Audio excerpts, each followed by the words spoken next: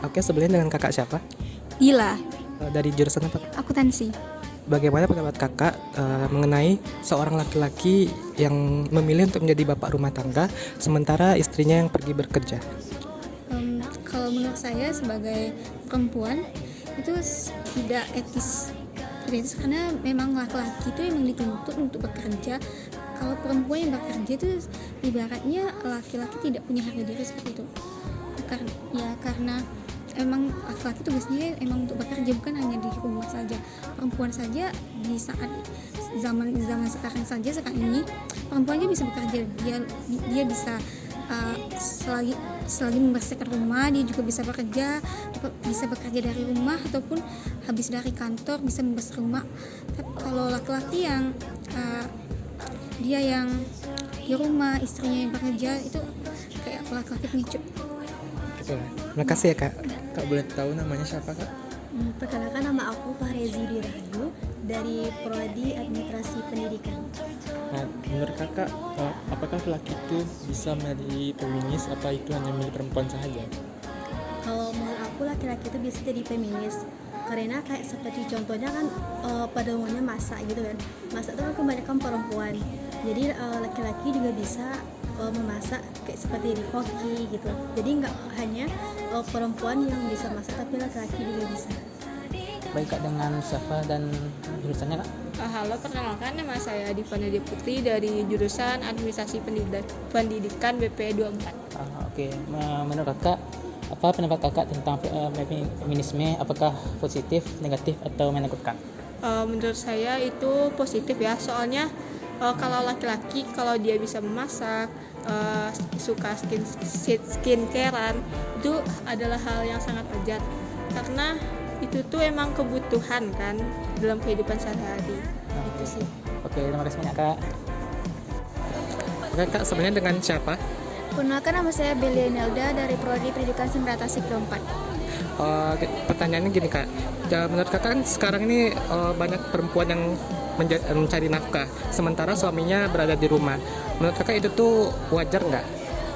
Sebenarnya sih nggak wajar ya, tapi kalau bisa ceng pekerjaan gitu, misalnya suaminya mengerjakan ngurus rumah, istrinya kerja gitu, ya diwajarin gitu. Nah, tapi sebenarnya kalau istrinya kerja terus ngurusin rumah juga, ngurus anak juga gitu, nah jadi tuh kayak nggak wajar kalau kayak gitu.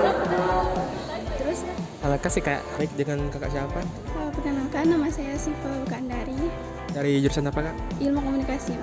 Menurut kakak atau pandangan kakak, bagaimana jikalau suami kakak misalnya memiliki gaji yang lebih rendah daripada kakak?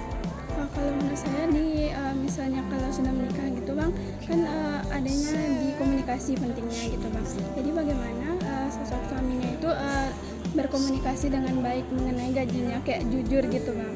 Jadi kalau misalnya dengan meskipun gajinya lebih rendah gitu, jadi dia harus tetap bertanggung jawab gitu bang, meskipun gajinya lebih jauh jaraknya daripada gaji istri. Jadi bagaimana kedua belah pihak saling menghargai gitu.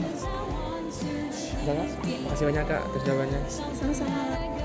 Baik, dengan kakak sekarang. Baik, nama saya Irma Susofian.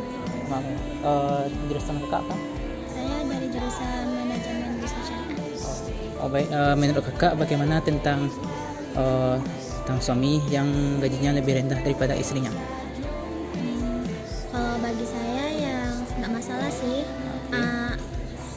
karena kalau selama masih dalam hubungan itu saling percaya dan saling menghargai gitu, ya nggak masalah sih gitu. Oke. Karena dalam hubungan rumah tangga itu kan kalau keduanya masih dalam menghargai dan saling sama-sama gitu, ya itu bakalan nggak ada konfliknya juga sih. Makasih kak. Ya. Baik, dengan kakak siapa? Perkenalkan, nama saya Tiara Bunga Roseri Dari jurusan apa kak? dari jurusan Pendidikan Bahasa dan Sastra Indonesia. Baik kak, di sini saya akan bertanya bagaimana pendapat kakak tentang misalnya kakak sudah punya suami, terus suami kakak itu tidak bekerja dan kakak yang bekerja, apakah itu boleh dan apa alasan kakak? Menurut aku ya aku nggak setuju karena menurut aku seharusnya kan suami yang bekerja, suami yang menafkahi gitu kan, dalam agama Islam pun begitu gitu kan, bukan istri. istri. Terus satu lagi, kalau misalnya istri yang bekerja, apakah suami mau menolong dalam urusan rumah tangga seperti menyapu, mencuci, mengasuh anak seperti itu. Tapi kebanyakan suami kan tidak mau. Jadi menurut saya Terima kasih banyak Kak atas jawabannya. Kak, kita cue sebentar Kak. Oh iya. Dan kakak siapa? Najwa Salsabila, Kakak dari jurusan mana? jurusan Pendidikan Bahasa dan Sastra Indonesia. Kayak, jadi Kak aku mau nanya, andai kata kakak nanti bersuami, Oh ya. ya, lalu suami kakak tuh punya pendapatan yang lebih rendah dari kakak. Menurut kakak gimana? Menurut saya nggak apa-apa sih ya, kita kan hidup ya enjoy aja gitu kan. Kalau misalnya pendapatan kita lebih rendah daripada istri kita, ya nggak apa-apa. Tapi harus sadar diri juga dong, kan kebanyakan cowok insecure ya kalau misalnya punya pendapatan yang lebih rendah daripada istrinya. Jadi kalau misalnya punya pendapatan yang lebih rendah nggak apa-apa, tapi jangan insecure aja gitu, jangan merasa lebih rendah aja daripada istri, begitu sih menurut saya. Jadi kayak nggak apa-apa. Terima kasih Kak. Ya. Setelah melakukan wawancara dengan beberapa pertanyaan mengenai kesetaraan kedudukan seorang pria dan wanita dalam kehidupan sehari-hari, dapat saya simpulkan bahwa gerakan feminis dan masculinity tersebut adalah aturan yang diciptakan oleh masyarakat itu sendiri dan diterapkan oleh masyarakat itu juga.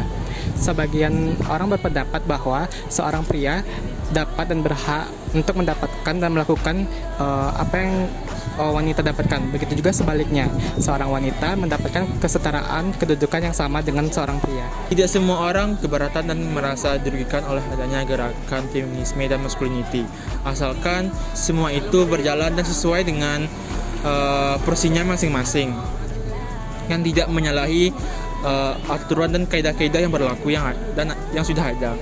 Namun tentu dalam kenyataannya semua itu tidak mudah untuk dicapai.